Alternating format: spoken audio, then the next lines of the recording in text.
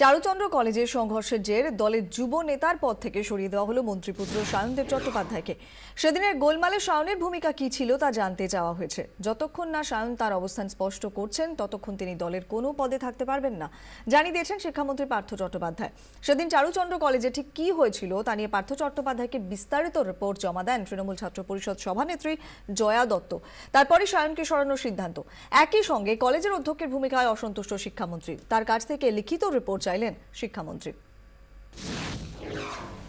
আমি অভিষেক বন্দ্যোপাধ্যায়, যিনি যুব তৃণমূলের সর্বভারতীয় সভাপতি এবং রাজ্যের সভাপতি সাংসদ, তার সঙ্গে কথা বলেছি। সায়নদেব চট্টোপাধ্যায়কে এই মুহূর্তে দলের পদ থেকে সরিয়ে দেওয়া হলো। অন্যদিকে অধ্যক্ষ চারুচন্দ্র কলেজের তিনিও যে তার দায়িত্ব পালন করেছেন এটা আমাদের কাছে মনে হয়নি। তার দায়িত্বে গাফিলতি আছে। আমরা বিবেক কুমার, আমাদের প্রিন্সিপাল সেক্রেটারি, তাকে বলেছি যে সমস্ত ঘটনাটা তাদের কাছ থেকে জানতে এবং প্রয়োজনীয় ব্যবস্থা নিতে। আমরা কোনো অবস্থাতেই কলেজগুলোতে বহিরাগতরা এসে রাজত্ব চালাবে বা একজন ছাত্র 10 বছর 15 বছর পর্যন্ত কলেজে থেকে মাতব্বরি মারবে, এ দুটোর কোনোটাই হতে দেব না।